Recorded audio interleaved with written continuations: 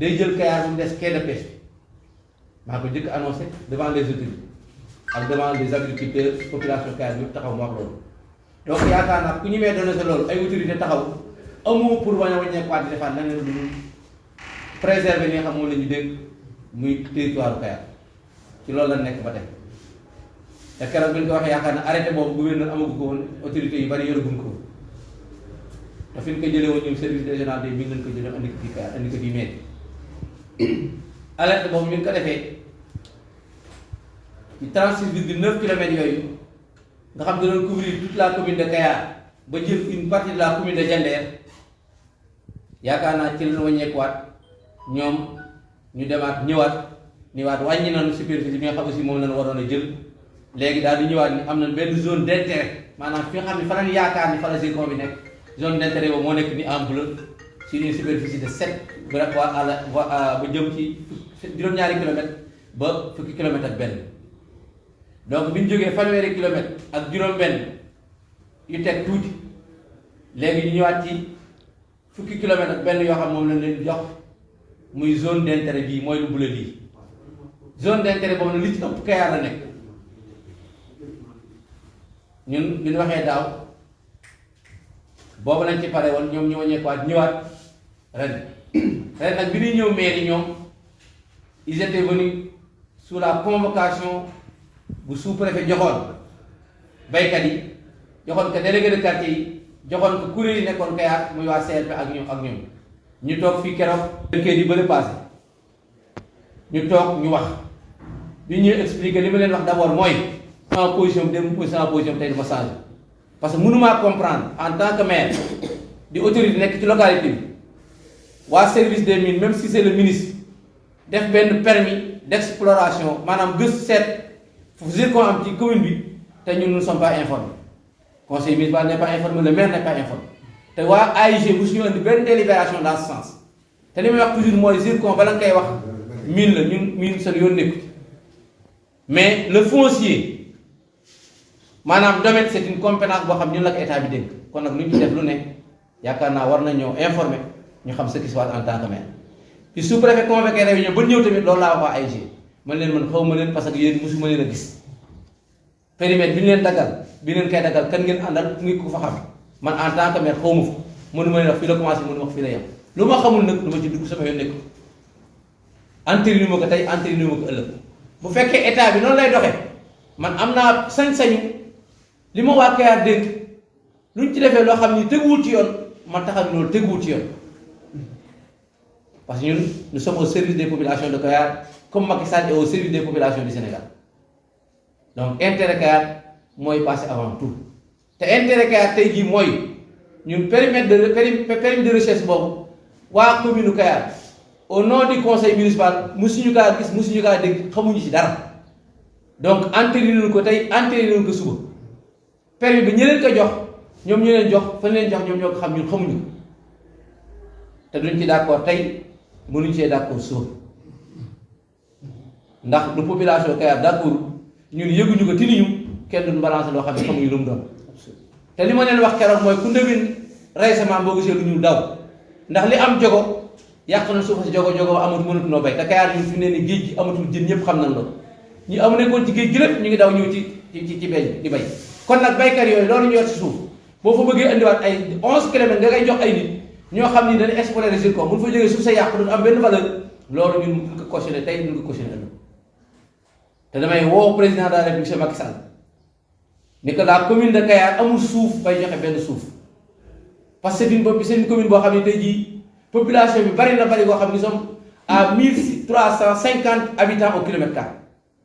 donc espace bu noonu dëkk ñun moom la ñuy xalaat espace bi li bay nit ñaa ngi koy bay Kayar géej gi sës ko fii te géej jàng avancé di ñëw xamuñu kañ lay doon kañ la doon mel ni yaakaar ni géej gi na mos a jël dara ci Kayar te commencé na kaa jël déjà kon nag loolu du am ñu bëgg a wàññeeku ay zones yoo xam ne nii nit ñi nga fay dem di bay di daal seen doole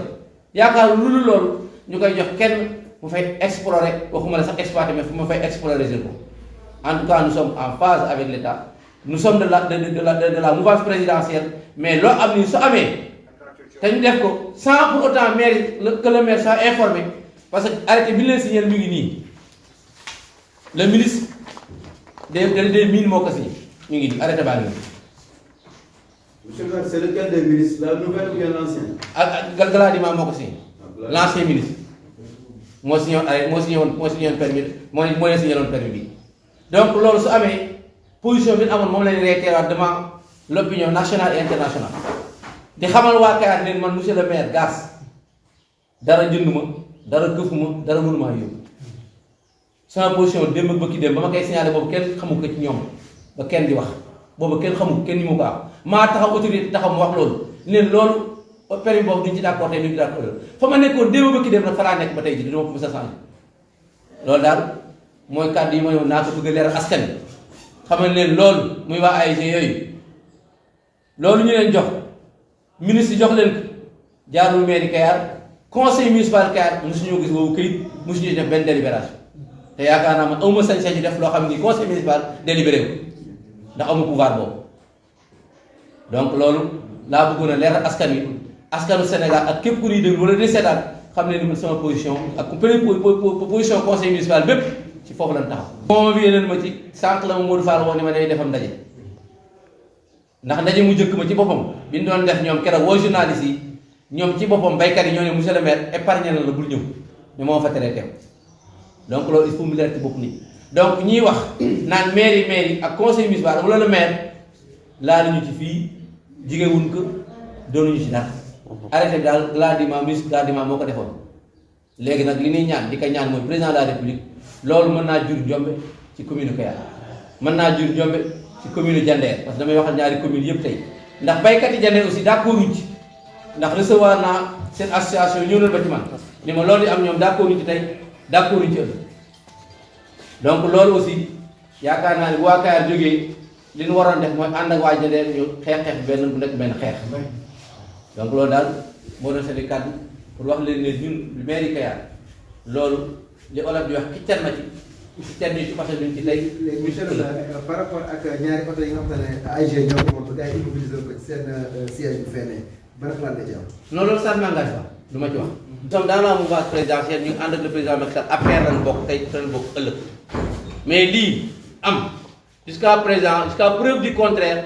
gëm naa ne su ko président yëgee nag arrêté parce que président moo taxaw ñëpp taxaw di ko déglu mu ni zone des Niayes c'est une zone de culture c'est une zone de maraîchage il faut préserver ça te xam naa président gëm naa li muy wax te loolu wax moo tax ma gëm ko moo tax ma xam ni lii ba tey bu ko yëgee dina ci def saafara parce que Kayar li muy génne ci pomme de terre ak li muy utiliser ci ay nit ñiy bay li ñuy utiliser ci ay nit bu waa AIG bu ñu dee explorer bu ñu demee ba exploiter mënuñu kaa jël ci ay nit te fi nekk na jamono ji président li muy wut di ko soññee mooy l'emploi des jeunes te l'emploi des jeunes ak employabilité boobu yaakaar naa baykat yi nit ci jël kenn ku nekk seen jour nga mën ko compter yaakaar naa amul benn usine bés bu koy jël Sénégal. bu ñu demee ba délimité ko mais foofu ñu jël noonu tey jii même bu dee 11 ay doomi aadama ay nit ñoo fay bay di fa suturu di fa dundal seen ak njaboot te ñooñu bu ñu jëlee seen suuf tey jii duñ amaat fenn suuf parce que Kayar amatul suuf bu nit di bay. proposé wuñ leen dara bi ñu defee réunion avec le sous-préfet waa CLPA yi toog président CLPA toog coordonnateur CLPA toog président baykat toog secrétaire général am toog muy waa AMPK président bi toog secrétaire général bi toog li ñu waxoon devant le sous-préfet mooy ñoom comme commencé nañoo exploiter fële Gandiol day def délégation à leur charge ñoom ñu yóbbu population yi Kayar ñu dem xool yi nañ def Gandiol ndax am na dégâts wala amul dégâts donc ñoom waruñoo mën a ñëwaat di defaat li nga xam ne moom lañ waxoon devant le sous-préfet ñu koy wet di defaat na population yi nag su ànd ak ñoom dem Gandiol la xool lañ jotee exploité mu am loo xam ne nii ñoom gis nañ ko bu ñëwee ñoom ñooy nekk seen avocat yi bopp ñooy wax population ñooy rendre compte population bi dañu yónni woon bu ko defee loo xam ne moom lañ ci décidé ñu xam ne moom lañ ci décidé. ñun du xeex bi ni xeex mooy ànd ak population yi ñun population yi la ànd